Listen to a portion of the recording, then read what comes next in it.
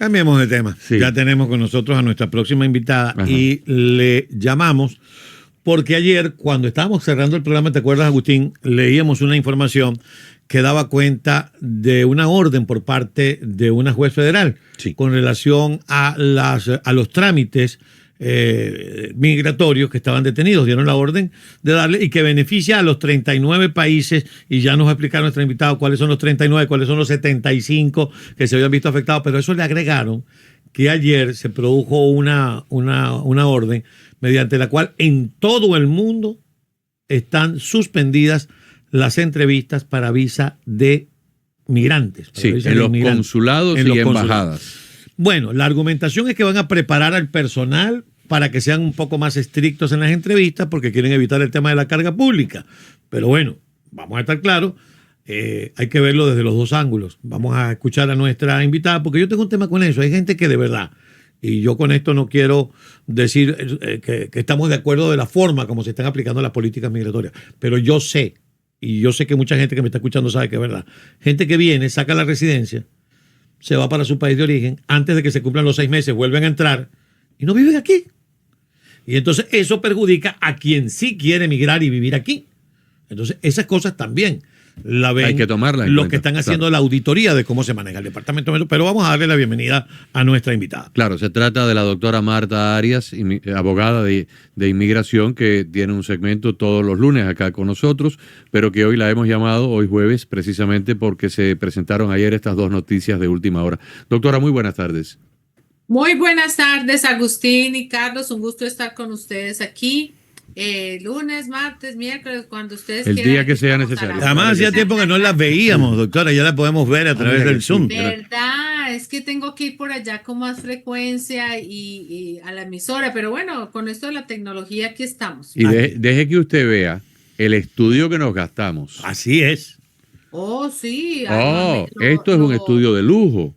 totalmente, doctora. Yo eso por ahí. Esto hace remodelaron, palidecer la sala de control del Artemis que fue ahora a la Luna. Sí, no, esto está ultra. Así es, tenemos tecnología de primera. Bienvenida, doctora, y bueno, ya escuchó usted más o menos la introducción que hicimos, así que no se corte el pastel por donde usted quiera.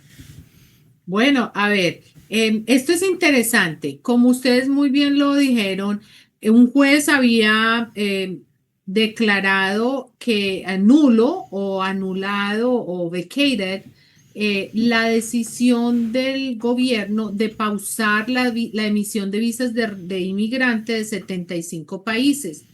Esto fue, creo que fue el viernes pasado que el juez dijo esto. Uh-huh. Ayer, el 26 de agosto, el gobierno anunció que iba nuevamente a paralizar estas visas de inmigrante para entrenamiento de los cónsulos de la carga sobre la nueva carga pública, la regulación que entra a partir de septiembre, septiembre el 18, el próximo mes. Entonces, pues queda como un poquito contradictorio porque pues se suspende el viernes por un juez, pero el gobierno saca esta decisión.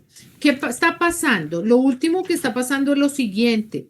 Los demandantes presentaron una moción de emergencia para obligar al gobierno a que cumpla con la decisión o la orden del juez Vargas, porque la decisión, dicen ellos, cobijaba pues no son las visas de inmigrante, que esto es una excusa y que y que es lo mismo, básicamente la pausa anterior por cualquier razón de seguridad pública que ha hecho el gobierno es igual a lo que está pasando ahora que nuevamente lo pausaron. Entonces, en este momento, Agustín y Carlos, hay una moción de emergencia presentada en la Corte para exigir que el gobierno cumpla con la orden del juez. Esto quedaría dilucidado esta semana de acuerdo a lo que el tribunal pudiera dictaminar, o normalmente el tribunal escucha argumentos, luego se retiran a deliberar y pudiéramos entonces estar viendo ya una determinación final más adelante en el año. Bueno, esperamos que esto lo hagan rápido porque se presentó como una emergency motion, Ok. una moción de emergencia para obligar que se cumpla. Como moción de emergencia se supone que debe ser contestada rápidamente. Entonces, esperemos que tal vez en no más de una semana, 2 semanas, el gobierno pues conteste a esta moción y se pueda tomar una decisión. Pero tampoco sabemos, porque acuérdense, es una moción nomás, ya está la decisión del juez anterior. Si esta moción la niegan, entonces tendría que nuevamente presentarse otra demanda, ahora pues por esta nueva medida del gobierno. Antes de que le entremos, doctora, al tema de las entrevistas para las personas que optan por una visa o una tarjeta de residencia, quiero entrarle a lo de la visa B1, B2. Es decir, mucha gente ha entendido o mal entendido el tema de que si a usted le emitieron la visa en el 2016 o después del 2016 o desde el 2016, entonces usted no pediría un asilo o sería candidato a que le nieguen el asilo. ¿Cuál es la realidad de ese tema de emisiones de visa posterior a 2016 o desde el 2016 en adelante? Bueno, yo más bien creo que la realidad es porque estamos hablando de 10 años y normalmente esos 10 años es lo que dura las visas hoy en Ok. día, porque las visas las emiten por 10 años. Entonces yo creo que el punto de los 10 años o del 16 es por eso, porque la caducidad, ¿no? Porque obviamente si fue emitida antes del 2016, obviamente esa visa ya está expirada si no la renovaron. Entonces, yo creo que el punto del 2016 es por la expiración, normalmente son 10 años. Lo que el gobierno está diciendo es que las personas, si estamos hablando del mismo tema, lo que el gobierno está diciendo es que si una persona le fue expedida esa visa y entró a los Estados Unidos y pidió un asilo, esa visa va a ser cancelada y por el Departamento de Estado. No se sabe cuándo van a empezar a hacer esto y dónde van a mandar las notificaciones de esas cancelaciones. Pero lo que yo le quiero decir al público es que esto no es nada nuevo. Obviamente es una noticia que impacta porque todo lo que se avisa, cancelaciones, obviamente impacta, pero es que esto no es nada nuevo. Mire, yo no sé si una persona viene a los Estados Unidos con una visa de turista o una visa de empleo, qué sé yo, y esa persona pide asilo. Esa persona está mostrando la intención de inmigrar a los Estados Unidos, porque por eso pide el asilo. Obviamente, esa persona tiene, cuando entra con una visa de turista, 6 meses para estar en los Estados Unidos. Si es una estudiante, pues hasta lo que dure el estudio. Pero si esa persona pide asilo y quiere decir que esos 6 meses que le habían dado de visa de turista, pues ya no los va a tener, ya se le va a perder ese estatus de turista. Y esa visa, aunque ya la tenga sellada en el pasaporte, ya no tiene validez, porque la persona ya inmigró en cierta forma, mostró una intención de inmigrar. Entonces, en la práctica, desde que yo ejerzo como abogada de inmigración hace 23 años, yo nunca he visto una persona que Usted entre a empezó los muchachita Estados entonces a Unidos, ejercer, ¿no? De high school. Empezó usted como muy... de 5 años por ahí. Riegue lo que nos conviene a Llega todos. lo que nos conviene a todos, doctora. Adelante, disculpe la Oiga, interrupción. por ahí me decían, alguien dice, es que nosotros no somos viejos, sino que tenemos juventud acumulada. Qué bien. Exactamente. Sí, Es así. una cantidad de acumulación de juventud. Pero mire, Adelante. entonces lo que le estaba diciendo, en este tiempo de estos 23 años, yo nunca he visto una persona que venga a los Estados Unidos con una visa de turista, pida asilo, sea que se lo aprueben, sea que se lo nieguen y se vaya a los Estados Unidos e intente volver a aplicar para una visa de turista que se la hayan dado. A nadie. Esa visa nunca se la vuelven a dar porque la persona ya mostró una intención de emigrar. Incluso yo tuve un cliente que le aprobaron el asilo. Se quedó como 5 o 6 años y se fue a su país. Después trató de renovar su visa de turista y de regresar y nunca se la volvieron a aprobar. Ni a sus hijos que se fueron jovencitos. Entonces, vamos a decir que de facto siempre ha ocurrido esto. La persona nunca le vuelven a renovar su visa de turista. La única diferencia que está pasando ahora es que sí le van a mandar tal vez una cartica no muy grata que dice su visa su visa queda cancelada, pero ¿y quién dijo que la vamos a necesitar más si ya la persona está en los Estados Unidos? ¿Se me entiende? O sea que esto de hecho siempre ha pasado. Bien. Doctora, yo tengo mucha curiosidad con el asunto de la A220A. porque yo mantengo que la 220A se le dio a un grupo de personas que entraron a los Estados Unidos y el gobierno les dio algún tipo de proceso en algún puesto fronterizo, en alguna oficina allá en territorio de los Estados Unidos. A esas personas le dieron algún documento que les permitió luego sacar el permiso de trabajo, y muchos de ellos inclusive sacaron su licencia de conducción en el estado donde fueron a vivir. Para los efectos prácticos, yo entiendo de que el gobierno los aceptó, porque de lo contrario no les hubieran dado ni la licencia de conducción, que es un documento oficial estatal, ni el permiso de trabajo, que es un documento federal. Si yo llegara esta noche a mi casa y me encontrara 10 personas sentados en la sala, comiendo, bebiendo, se quitaron los zapatos, están viendo el televisor, y yo monto en cólera y digo, pero ¿y ustedes cómo entraron acá? Ah, no, el hijo suyo nos abrió la puerta y nos permitió entrar. Yo no puedo llamar a la policía y acusarlos de allanamiento de morada si mi hijo les permitió la entrada. Entonces, yo mantengo, por una cuestión puramente de sentido común, de que estas personas fueron admitidos. Y si fueron admitidos y se les dio estos documentos, entonces cumplen con el precepto de la ley de 1966 que les permitiría la solicitud por la ley de ajuste.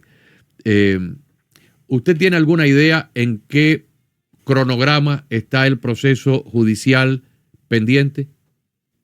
Sí, bueno, el proceso en ese momento está en que el circuito 11 devolvió a la sala de apelaciones, en ese caso de Cabrera Fernández, que ese es el caso, devolvió a la sala de apelaciones el caso para que reinterpretaran o reanalizaran su definición que habían dado antes sobre la 220A.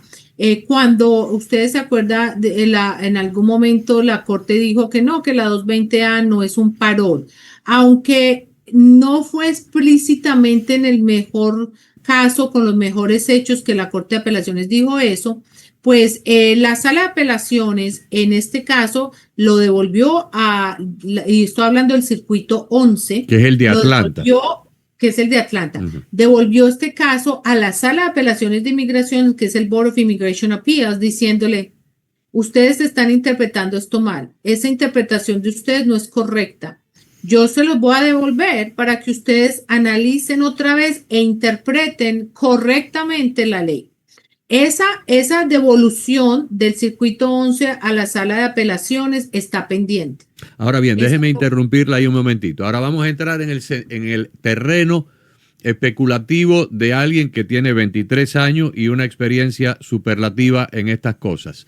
El olfato o el instinto suyo le dice que la devolución de la Corte de Apelaciones de Atlanta a la Junta de Apelaciones de Inmigración con esa encomienda y con un señalamiento que puede uno inferir de que les están llamando la atención por una interpretación incorrecta, pudiera resultar en un beneficio para los peticionarios.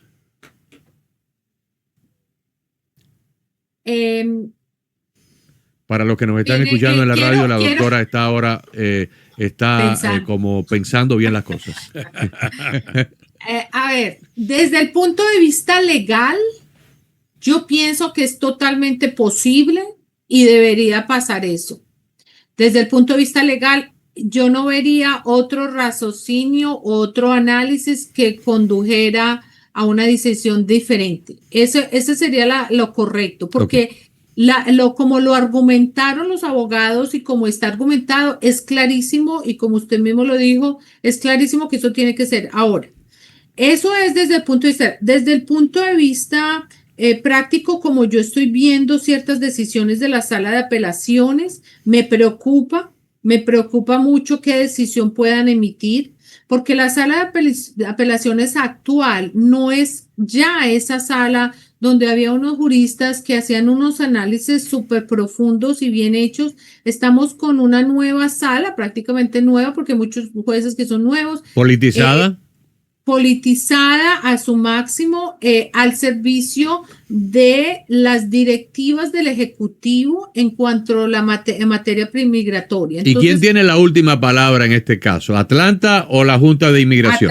Atlanta, porque es cuando se devuelve al BIA y el BIA vuelve y lo interpreta y y las personas, si las partes vuelven y presentan otra vez un recurso de revisión ante el circuito 11, esto regresa al circuito 11 para el análisis otra vez y la decisión final, bueno, final hasta un cierto punto, porque de ahí del circuito 11 puede ir saltar a al la Supremo, Corte Suprema claro. también, claro, puede ir a la Corte Suprema, pero, entonces, aparte de estas dos cosas, yo, si me preguntan a mí, ¿qué es mi instinto de mi sexto sentido? Mi instinto es que esto lo va a tener que resolver el Ejecutivo o el Congreso de alguna forma. Y hemos visto como María Elvira ha pedido que se les dé por lo menos a los que tienen a 220 a un parole in place, que fue el similar que se lo dieron a los militares. Entonces yo pienso que la decisión, de pronto la sala de apelaciones, si no toma esa decisión a favor, de pronto esto viene por el lado del Ejecutivo. ¿Por qué lo pienso así? Porque mire, las peticiones de ajuste de estatus cubano, la mayoría de abogados y las personas tienen pendientes con 220A ante UCIS y ante la Corte, la mayoría están en stand-by. Uno. Dos, algunas, las que no han estado en stand-by son jueces que sí han tenido el coraje, yo creo, y el seniority de decir, esa 220A sí es un parol, que tenemos uno recientemente que lo dijo en Orlando. Entonces, por eso pienso que que estos casos estén en stand-by o en hold es alguna decisión que viene de allá arriba, donde les dice, mire, hold it, téngalo allí, espere un momentico que aquí va a pasar algo. Y yo pienso que ese va a pasar algo, va más por el Ejecutivo o por el Congreso que por la sala de apelaciones.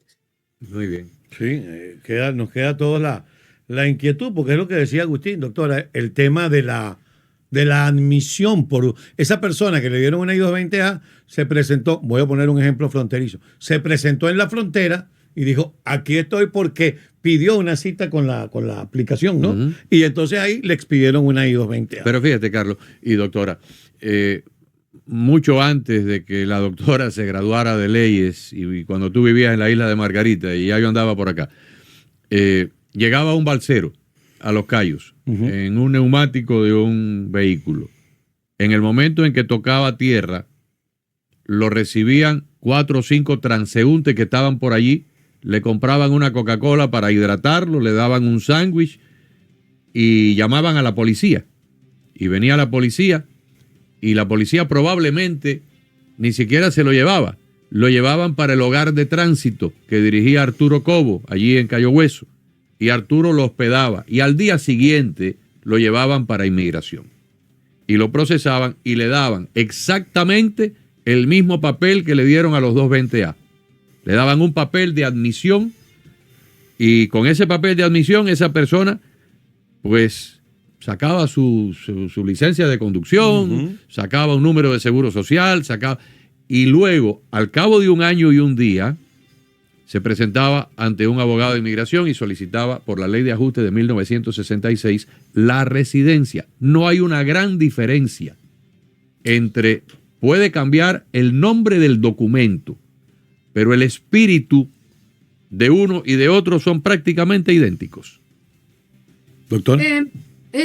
Tiene toda la razón, aunque si vamos desde el punto de vista legal y que son los argumentos que se han expresado, es que la ley de inmigración tiene únicamente 2 formas, como una persona determina si entró a los Estados Unidos vamos a decir legalmente, obviamente por la frontera o por el techo, por el aire, yo no sé, por el mar, bueno, puede entrar, pero 2 formas legales de entrar. Las 2 formas legales son o una admisión, que es la persona que entra con una visa de turista, visa inversionista, estudiante. Eso cuando la persona entra, que le dan un sello, queda estampado, queda entrado en el sistema como que fue admitido en esa categoría con la que entró. La otra forma que está en la ley. Esto está en la ley estatutaria del Congreso de los Estados Unidos. La otra forma es un parol. Parol vamos a llamarlo como permiso. Es como Agustín decía ahora, si esa persona, usted abrió la puerta y le dio el permiso para que entre a su casa, usted no le dio las llaves, que sería la admisión, ¿no? Porque la admisión sería la Claro, llave. Usted claro. le dio la llave para que abra la puerta. No, usted no le dio la llave a esta persona, usted le abrió la puerta y le permitió sentarse en la sala. Ese permiso se llama parol, ¿ok? Entonces, no hay ningún otro nombre en el estatuto, o admisión o parol. Que viene de la palabra francesa palabra. Parol, Parol, bueno, sí. parol, palabra en francés. O sea, es como que es una compromiso. aceptación a que se quede aquí, a una permanencia. Exacto, bajo palabra. Bajo palabra. Te estamos permitiendo entrar, es un Exacto. permiso, ¿no? Ahora, si la persona en ese momento entra, ¿cuál es el documento correcto? Si le dan ese permiso, el documento correcto para mostrarle se llama parol y es una forma que es la I-94, que es la misma que le dan a la admisión, pero le ponen un sello que dice parol bajo la sección 212D5, que es en la sección que dice que es un parol humanitario, ¿cierto? Entonces te la ponen ahí y lo firman y queda en el sistema como un parol. No hay otra No hay forma otra. de admitir. No hay otra. Entonces, ¿qué pasa? Si la persona no le dan ese parol, y la deportan de la frontera, a esa persona la sacan y le dan es una 220B, que eso sí ya es cuando la persona la deportaron, pero pasó una entrevista de medio crédito y lo dejaron entrar. Eso es otra cosa distinta. Ahí tampoco hay un parol, ahí hay una deportación, solo que la están dejando entrar con esa 220B. Entonces, ¿qué pasa? Cuando le dan el documento incorrecto, que es esa 220A, que fue el que le dieron los oficiales a la entrada, ese documento es para que la persona salga en libertad, bajo palabra. Ahí ya estamos hablando, vamos a decir, de la parte 2 del proceso. La parte 1 es, te admito o te doy un parol. Ok, la parte 2 es, te voy a dar este documento para que entre. Y la parte 3 es, o la parte, puede ser conjunto con la parte 2, es, te voy a poner en custodia o te voy a dejar entrar. Obviamente, si tiene una admisión y tiene un aviso, pues no lo van a poner en custodia.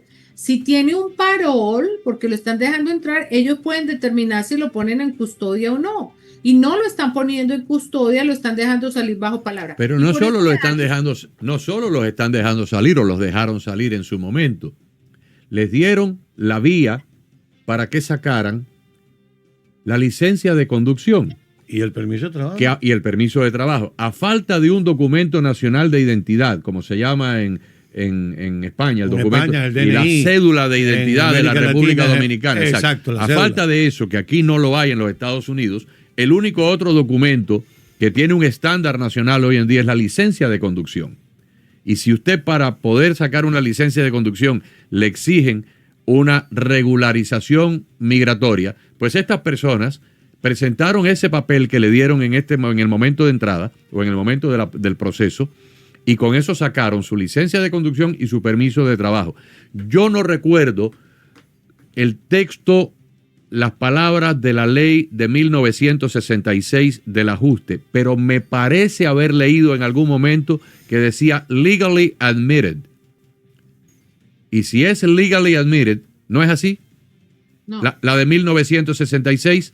Sí, el ajuste cubano. No, decía si parol. Si the person was paroled or admitted. Or Si admitted. paroled Bueno, o admitted. admitted. ¿Qué cosa es admitir? Admitir es autorizar a alguien a entrar. Admitir, si usted va a una discoteca donde hay un portero, esto era muy común en los años 80 y 90, iban 50 personas que querían entrar a la discoteca, pero no cabían todos, había un portero, y el portero seleccionaba quién entraba. Eso es una admisión. Bueno, ahí sí no estoy de acuerdo, aunque en términos generales pudiéramos decir que sí, pero la ley de inmigración, el estatuto, define que es una admisión para efectos de inmigración, para efectos del estatuto. Entonces, una admisión, lo dice claramente, es cuando la persona es dejada entrar o entra a los Estados Unidos con un tipo de visa que le permite ser admitida. Entonces, la definición de admisión en el estatuto sí es distinta a lo que nosotros en la calle. Sí, a lo que conocemos desde el punto de vista del idioma castellano, pues. Okay. Uh-huh, o sea, tiene otra connotación. Sí, hay una definición distinta, pero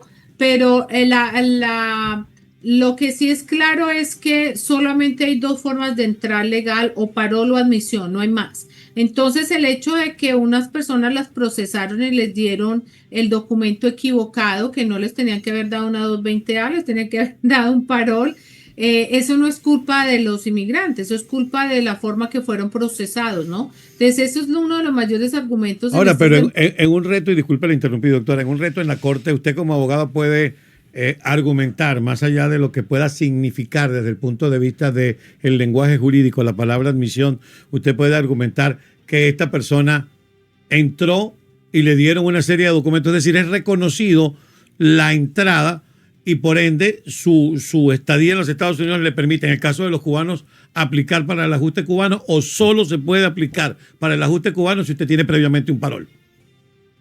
Si tiene que ser parol o admisión.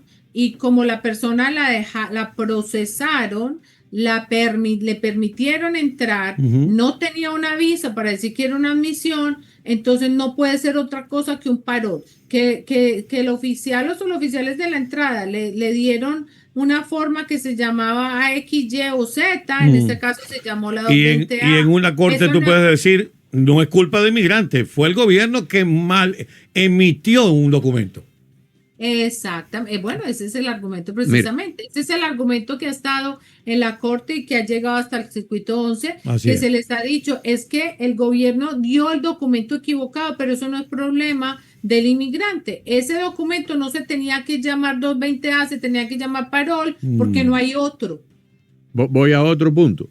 Cuando tú entras a los Estados Unidos como turista, tú no puedes trabajar, legalmente no puedes trabajar, y si trabajas estás al margen de la ley.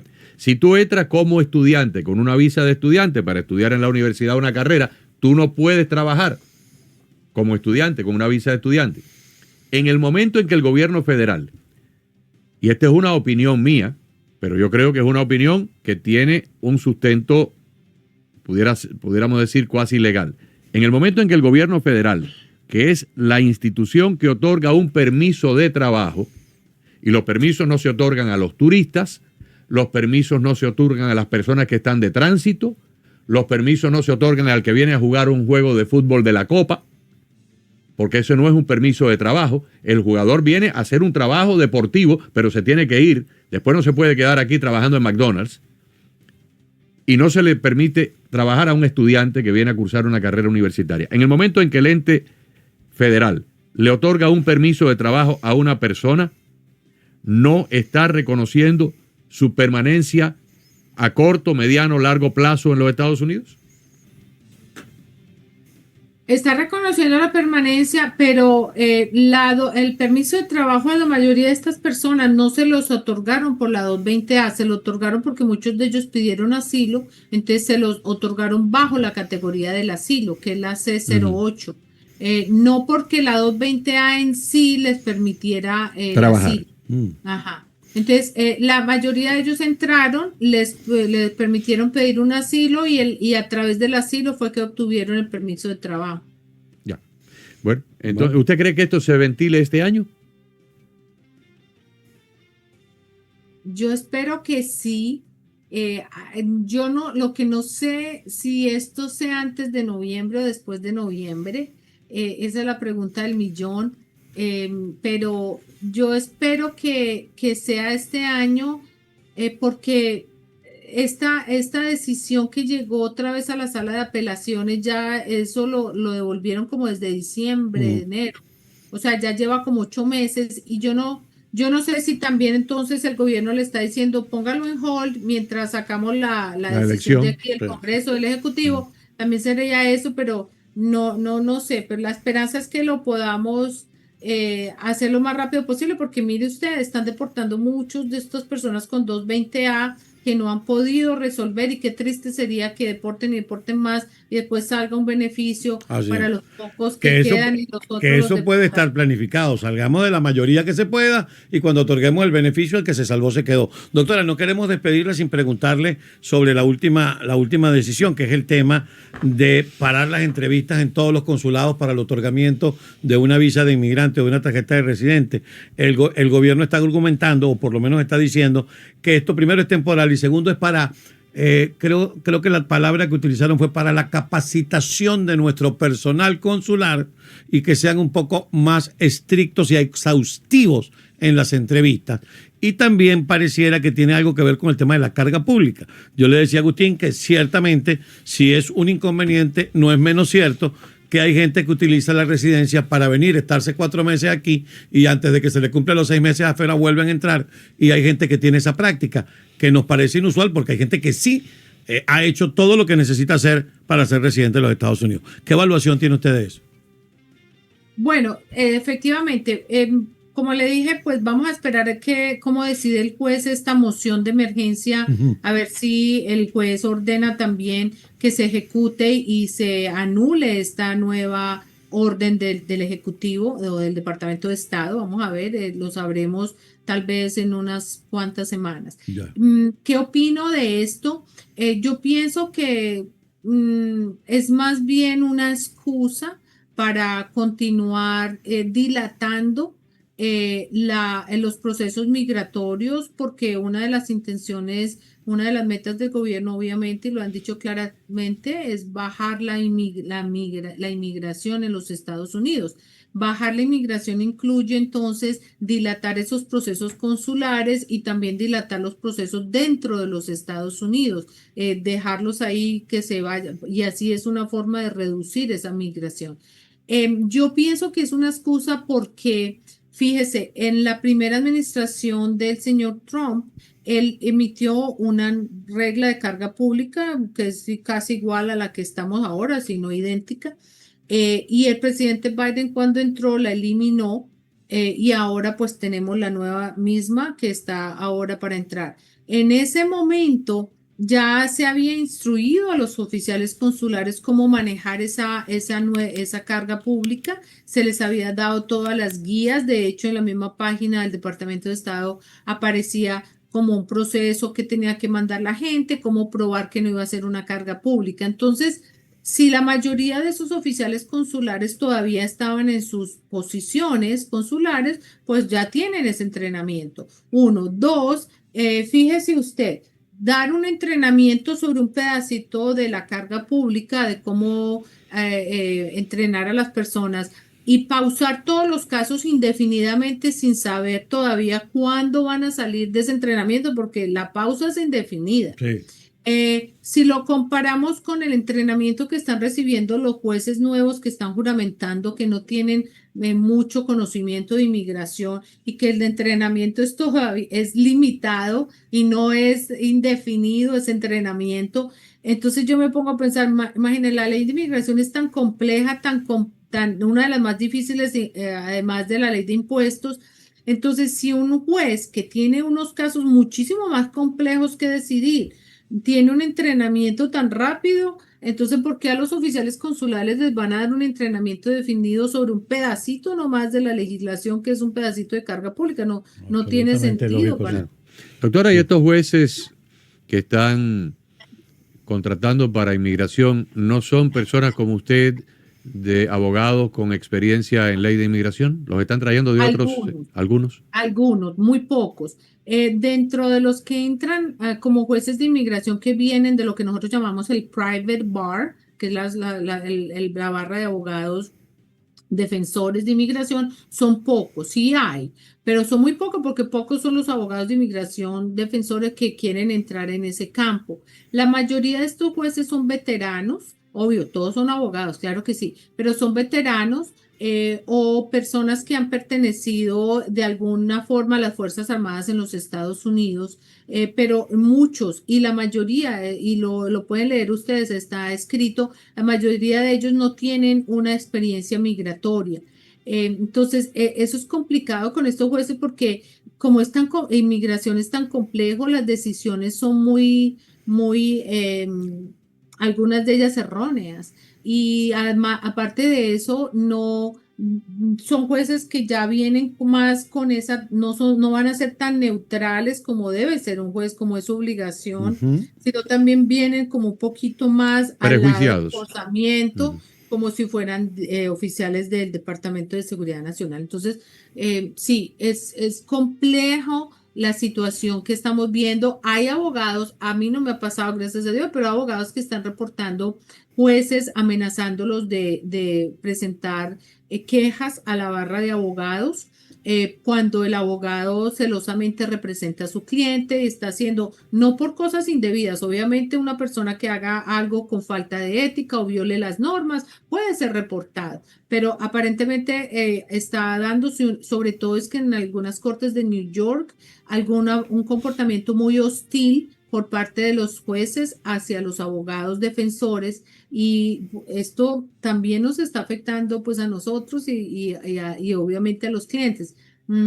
Esto es lo que está pasando con esta nueva, vamos a decir, ola de jueces de inmigración que estamos viendo. Doctora, si me lo permite, voy a dar su teléfono porque la hemos tenido aquí casi 40 minutos y lo menos que puedo hacer es recomendarle a los oyentes, si algún oyente necesita la mejor asesora de inmigración que puedan encontrar, yo le recomiendo a nuestra amiga Marta Arias. El teléfono es el 305-671-0018, 305-671-0018.